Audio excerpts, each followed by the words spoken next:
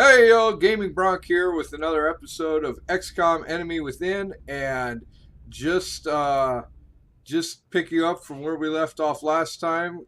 Corporal Inez Torres got her promotion, so we can double check her skills and abilities, so we remember where we're at. We took run and gun. That's her first default skill. We talked about that a little last time. After dashing, she's allowed to fire or go into Overwatch. And her corporal skill is aggression, so she'll get a 10% critical chance per enemy she can see. So that should help her uh, do some assaulting, I guess, as it goes.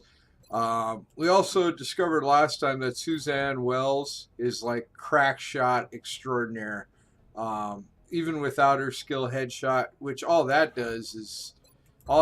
does is give her a plus 30% critical chance, and extra damage on critical based on sniper's rank, which would be +1 because she's a squatty. Beyond that, though, her aim skill as a sniper is an 89. She's probably one of our best troops. Um, so just keep those things in mind. We do. Juliet Andre was excellent. We had, I don't think, oh, we did have an injury. Dina Friedman was injured during the graveyard uh, bomb dismantling. So we will be taking another rookie into battle, which isn't necessarily a bad thing. I like to take, especially early in the game, I like to take at least one or two rookies into combat scenarios with me to unlock their class, especially early on when I don't have them available. I don't think I could buy anything right now in the training school. No, we still don't have a sergeant. But I like to take rookies early on just to get them the experience they need in order that they might become more effective, and that's really important for late game. Later in the game, we end up using basically two or three different squads as missions start coming really quickly. And if you got wounded troops like we do right now, obviously they can't go back into battle. So you need to have at least two or three squads of troops, which right now we do not. So we'll also be hiring troops here as we go eventually as well. We do have a medal to award. We unlock the International Service Cross, and we also have one Urban Combat Badge to award. Remember, the Urban Combat Badge does +5 defense when in cover. We assign that power right away. We're going to go ahead and award that medal. I think we're going to give that medal to Suzanne Wells. Anything we can do to keep her alive, I think, is a good idea. She looks like she'll be one of our. Her and Torres may be the backbone of one of our teams, so we're going to try and do everything we can to help them out. Now, the International Service Cross here, we get to assign it a power. This is our first usage of it. Okay. All right. Well, +2 aim per continent bonus XCOM has earned. So we're going to get +2 aim no matter what. That's up to +8. Could be +6. +2 will per different nationality in the squad, which last time would have been +8. We're going to take the willpower on this one. Aim is awesome, but there's nothing worse than losing control of your teammates. So, and we're going to give that to Juliet Andre because she has a willpower problem, if I recollect correctly. So the three ladies of our troop are decorated women of the XCOM force. But just to be certain I was correct, I was pretty darn sure. Yeah, her willpower is only 45, so if she get +8, that gets her up to half. So that'll help. That'll help. She's perfect. We gave her that medal. All right. So Corporal Inez Torres. I usually customize troops when they get to, I think it's sergeant class. Let me double check here. I think it's sergeant class when they get their nickname and we get that tier. If they survive that long, that's when I'll customize them and I don't know, just to make them look different. Otherwise, they all wear the generic stuff because I I'm not that big into decorating. I'm sure we'll make Torres look ridiculous here when we go in to customize them. But since last episode was ridiculously long, we're going to try and get right into the action here. The events list has a couple things that'll pop here in 3 days. We really want to get a facility built as soon as we just cannot build that. So I think we're going to excavate that, get that going. So we got some work on our facilities going, and let's get in here and look for a mission. Access lift operational. All right, the access lift is now operational. We do have a facility here. Excavate that. Once that's excavated, we'll put our power station back here because that'll give us a little additional power. And then the reason I'm doing that is because then I can get adjacency bonus when I put the thermal power station below it. And that'll be important because building that satellite uplink, you can see where power is at 27 to 37. Building the satellite uplink will actually cost us 5 power. So we got to make sure that we kind of keep ourselves in an operational range, especially since I want to start building workshops and labs over here. So that's why I did that. Now we're going to go back here and again hunt for a mission. I kind of like the blue. Gotta say I like the blue map a little bit. And that didn't take long. Something happened. You're telling me that we should risk the lives of our troops so we can take one of these things alive? Yes. Without a live specimen, I'm afraid we've reached the pinnacle of what my team is able to accomplish. And how do you suggest we do this, Doctor? The autopsy I've just completed confirms that the alien's physiology is quite similar to our own. A highly concentrated electrical current delivered at close range should cause Close range?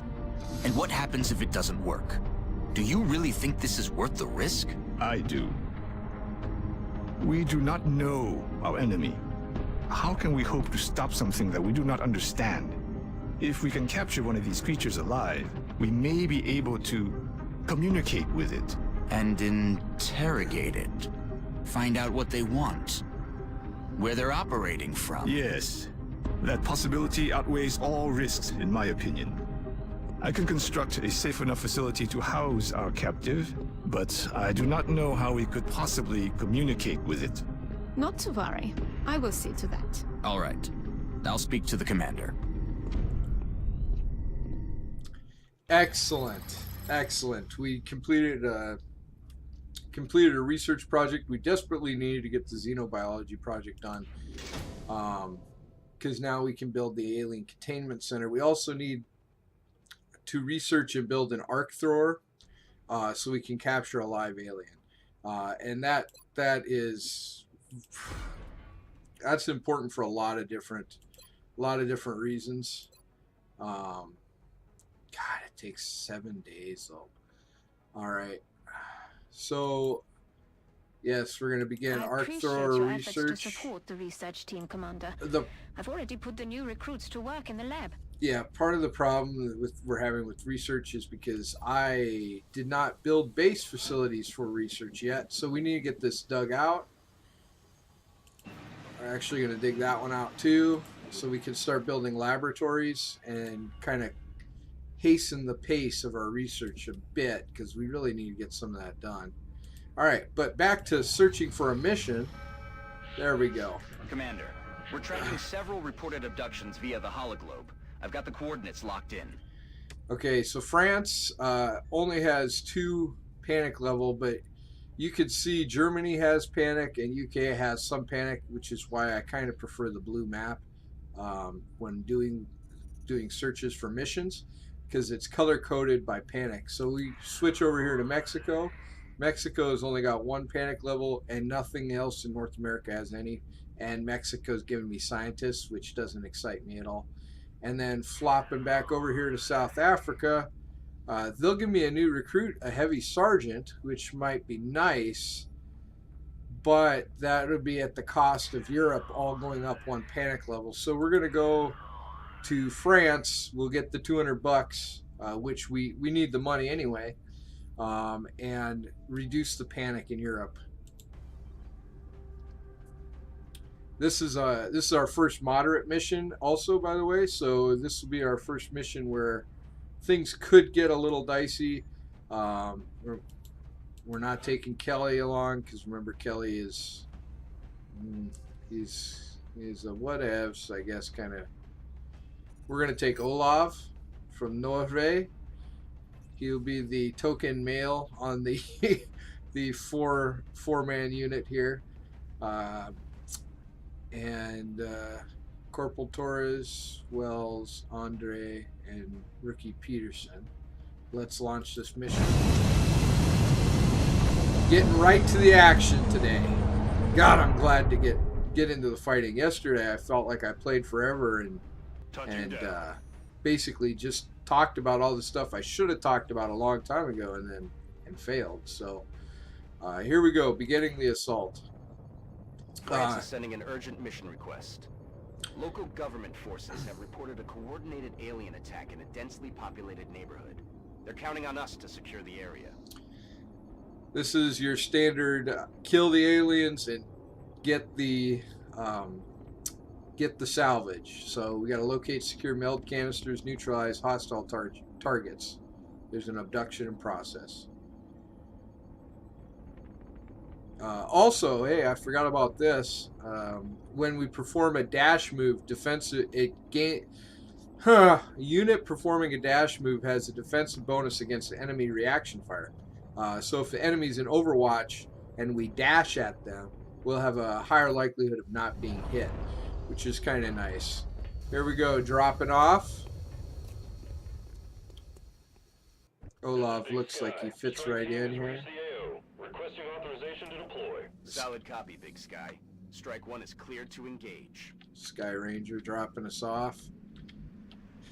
This is an interesting area we find ourselves in.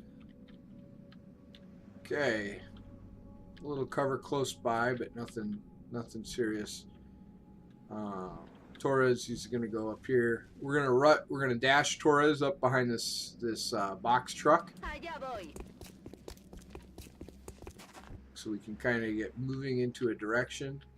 We are also gonna dash Andre.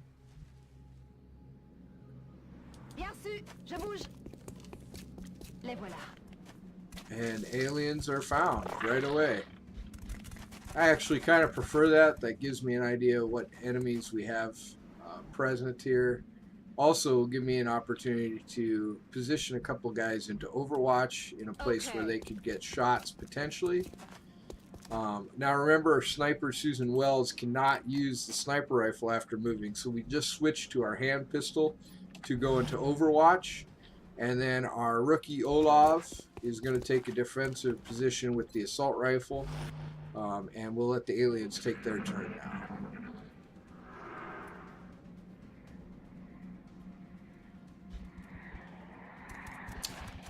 Now we have a mind meld alien moved up to take a shot at Andre and missed, thankfully. Oops. Okay, looking at that mind meld alien, Torres has got a 56% chance shot. Andre's got a 47. Oops. The pistol doesn't have enough range, but the sniper rifle probably... Oh, the sniper rifle doesn't have quite enough to take a shot at that. So Wells will have to move again. Shoot, not what we wanted to do. Accidental click. Crap. All right, well, Wells, get under cover. Okay, so now she can fire at the alien. That is definitely not what we wanted to do. Now we're gonna hope that we can kill that alien here with one of these guys. Torres, we need a kill. Not quite a kill. Three damage. All right, Andre, you got a chance to kill it, please. Yes. Took two of them, but we got the shot down, and put the first alien down, and we're gonna position Olav over there with the rest of the crew. We have the alien moving up now. The alien's taking took a shot on Susan Wells. We've got a feeling the meld canisters are that way. And a 56% chance. Torres, go for it. Oh, yes, Torres. She is a killer. All right. Before we could heal the wounds of Susan Wells, but she's got 3 health left, so we're gonna risk moving here, and hopefully if we keep Wells towards the back where she belongs instead of accidentally clicking with her and taking her out of her cover, she'll be okay. Hopefully. And we're gonna put her right there. Everybody's on a dash right now. That's not good. Let's see. Olav is going to be our Heading to that location. cover player right here in Overwatch because Torres took a shot. Alien. And luckily we moved away from the vehicles because they all just blew up. Vehicles will explode if the aliens shoot at them, and if we shoot at vehicles as well. They will explode. And so, yes, also a reason we had to move away from those cars, though that was purely luck because I didn't notice the cars on fire. God. All right. Thank goodness that we were on the move anyway, because that could have ended badly. All right. Andre. We think there's some meld in here. Open the door for us, please. Do we see it? We do see it, and it's still active. Can I get there? Andre can get there. So can Peterson. Olav is the rookie. He's a little bit more expendable to me. We're gonna dash Olav up there so that we can That's what we're looking for. recover that meld. We'll leave Andre here in Overwatch. Susan Wells is going to move over here. And she's going to take out her pistol and go to Overwatch. Again, Overwatch is the defensive firing reaction shots. So, seems like we got some alien noise and activity coming from that direction. Also some meld over there, apparently. I'm going to click on Olav so we can collect that meld, and then I'm probably going to move Olav. We probably want to get out of this area. Olav could take to. Oops. It looks like Olav could take to a higher floor in that building, but I don't see what advantage that gives Olav. So, I think we're just going to, and Olav can't quite run far enough to get into a defensive position next to that door. He'll get caught out in the open. I think Olav and Andre are going to go this way, and I'm going to send Torres and Wells outside and around. So Olav is going to dash to here, I think. Here. Okay. First, I'm going to move Andre here because Andre can fire or move again if she has to. Okay, and then I'm going to dash Peterson up. Moving to designated position. Okay, and then Torres is going to go around. Okay, it doesn't look like there's anything in that building.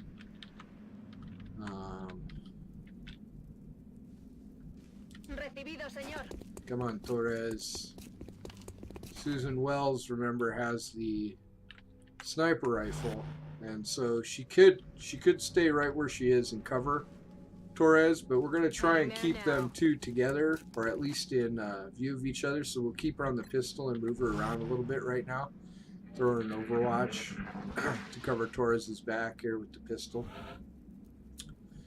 Alright. Okay, it looks like we got windows here. So not the best cover scenarios here. Something glowing right there. Oh, a couple of somethings. Must be like phones. Alright. We're going to jump here to Andre and Olaf and allow them to move inside. Take a better look here. That way we don't accidentally run ourselves right into a bad spot. On the move.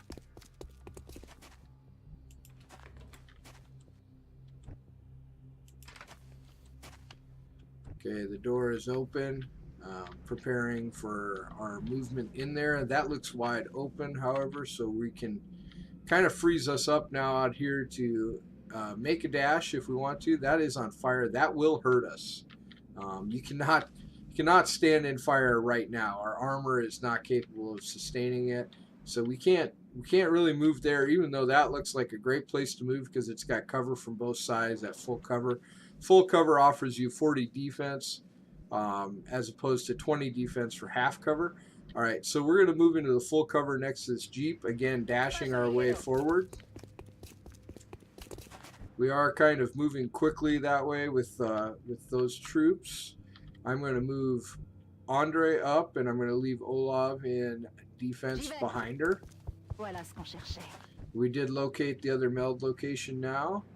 And Susan Wells is going to move up one so that she can again cover with the pistol for Torres. Kind of keeping our squad together here as we move.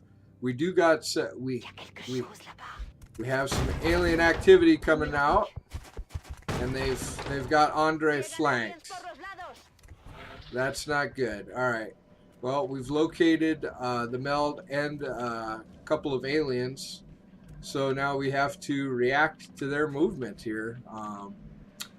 We're going to get Torres into cover so Torres doesn't stay flanked. Torres actually has a shot on the alien, but it's a bad one. We're going to switch over here to Andre. Andre also has a horrible shot. So I think with Andre, we're going to move Andre back here behind this wall, which is full cover. That'll get her out of the sight of these aliens. And it allows her to drop into Overwatch here. And Susan Wells is going to move up to where she can... Okay, so she's got the best shot of the group, but remember the pistol only does 2 damage. So she won't actually be able to take anybody out here anyway. We're going to put her into Overwatch here, and if any of these aliens move, we should get a good collection of reaction shots. Looks like Torres has a shot here, but it's a bad one. So we're going to Overwatch with all of them. We have full cover, and it's a good thing we did go to Overwatch because oh no, there's an alien coming in behind Olaf. That is not good. Olaf is alone. Oh my god.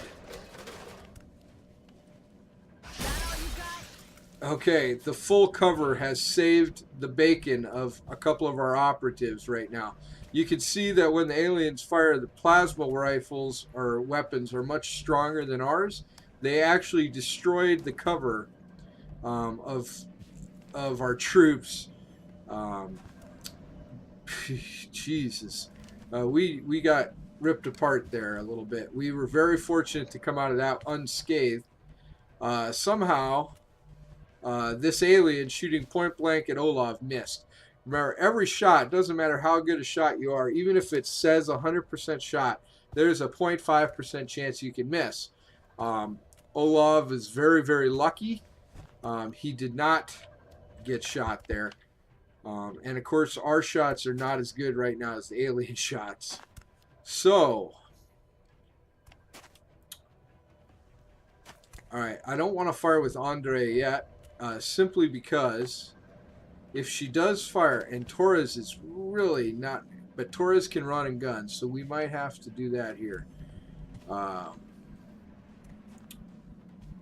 And Torres could run and gun to there, and then shoot that alien out from behind Olaf. We could either do that, or we could run and gun. No, I think we really only have one opportunity here, and we have to go this way. So we got a run and gun.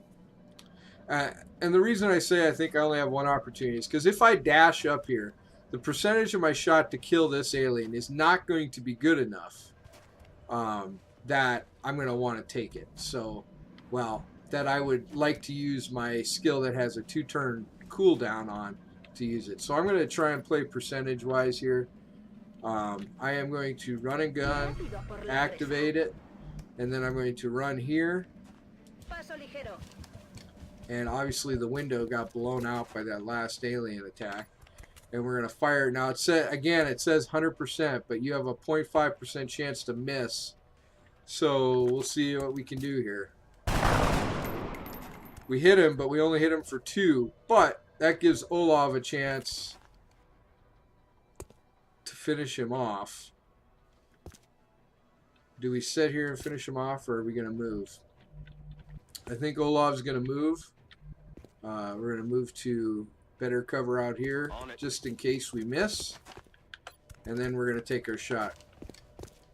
And Olaf put him down. Okay. So that worked out okay for us. Right there. Not exactly what we'd want. If we go to the sniper rifle now with Susan Wells, she does not have a shot. The cover that alien's in is too good. She can't get a shot there. So she's going to, again, move behind full cover. She's going to switch to her handgun. Do we take that?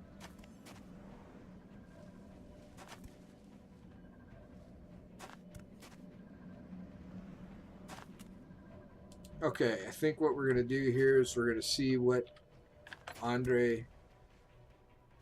Juliet Andre's got a 52% chance to kill it. So we're going to take that shot. And now we missed. So we can't quite throw a grenade far enough. So we're actually going to take a shot here with the pistol as well. We hit him. But that leaves us in a precarious situation out here with Andre. But he shot down the way here at Wells again.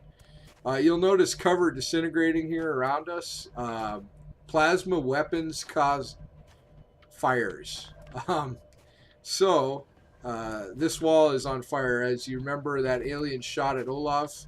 He missed. It went through the wall, through the door and through this wall out here, and it is on fire, which is what you're seeing there. So Torres, I'm going to skip back over here to Andre. We're going to see if we can't 52% shot, and she missed again. You can see Andre is shooting through the wall there, not very successfully. And we got a 49% shot with Susan Wells, and she missed hers as well. That's not good. So Olaf Peterson here has no skills, and so is probably not going to be able to. Well, he can move to here. He could stand behind the door, but that is not good cover. We can move here and see if Olaf can get him. We'd really hate this guy to get another attack on us. Open the door, Olaf. And that is not a good percentage. Torres, what can we do here? Torres could go into half cover in order to fire at this guy. Somebody's going to have to throw a grenade. If we miss him with one guy, we got to be able to kill him with the other. We're not going to give this guy another chance to fire on us. So I think I'm going to move Torres out here. Let Torres take a shot at him. If he misses, if Torres misses, we're going to drop a grenade on him. This isn't a good shot, so Torres is a killing machine, however. So that ended up working out really well for us. That means we'll be able to salvage that. Again, salvage is pretty darn important in this game. We really want to make sure we are able to salvage everything. Olav missed on his opportunity attack, and these aliens are, of course, they didn't even know we were here until Olav fired on them, I'm sure. So now we're going to be forced to fight out here in half cover. It looks like. That ain't good. Alien weapons, again, being far superior to our own.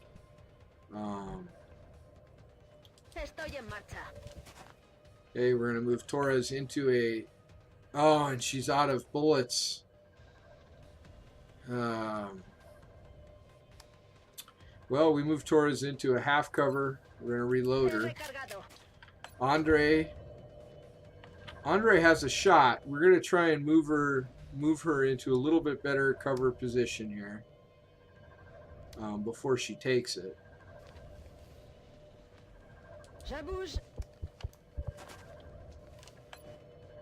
And she's got a little bit better shot from here, so we'll try and knock another alien down. Andre, nice work. All right, now we got Susan Wells, who's outside currently. Cannot shoot the sniper rifle and move, so we're gonna dash Susan Wells up behind a full cover tree. That should hopefully help her out a little bit. Olav, who's also almost out of bullets. You gotta, dang it, I wasn't paying attention. Torres ran out of shells there. So Olav's gotta stay and cover us, because otherwise we have no bullets on the ground here in this scenario if we don't. So Olav's in Overwatch, and it's the alien turn again.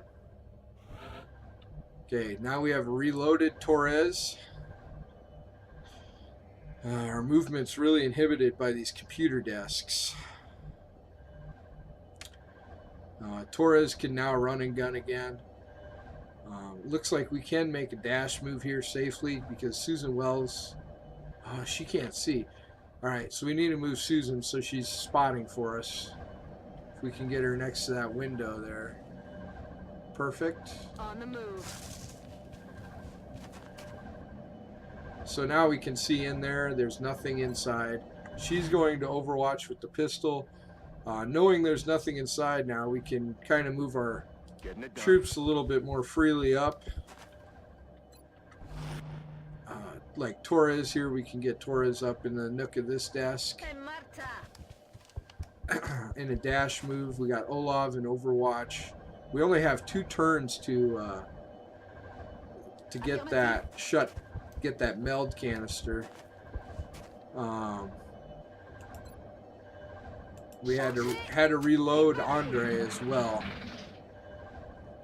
The alien's outside. That bodes well for us, actually. That's right where we want that alien right now. But that means the alien could be coming around here.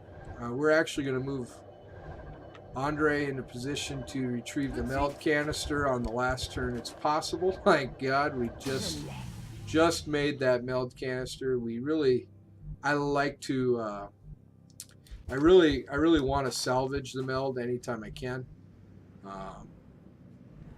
I got a feeling down the road that's going to help us a lot. We're going to switch Susan to the sniper rifle and set her in Overwatch here through the window. Yeah, one alien did run out the door there. We're going to put Olav up here in half cover. and then allow him to reload his gun because he's only got 1 round left. And then Torres is going to make a dash up to the door.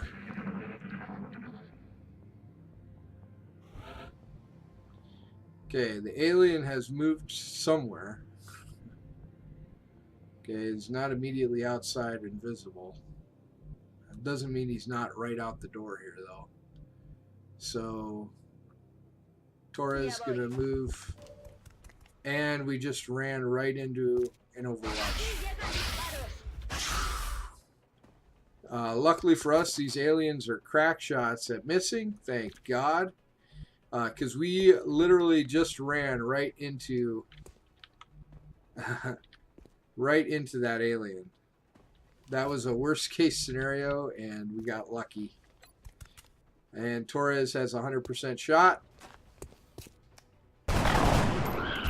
and she blew him away. Another successful operation. Whew. Well, we got lucky twice there. Really lucky twice. We could have lost 2 operatives. Instead, we lost none. And we achieved $200. That will lower the threat level of Europe. However, the threat level in Africa and the threat level in North America will increase by 1. All right. And our troops got promoted. Everybody but Miss Wells, who was injured and didn't kill anybody that mission. Excellent. Sergeant Inez Caper Torres. She's now got her nickname.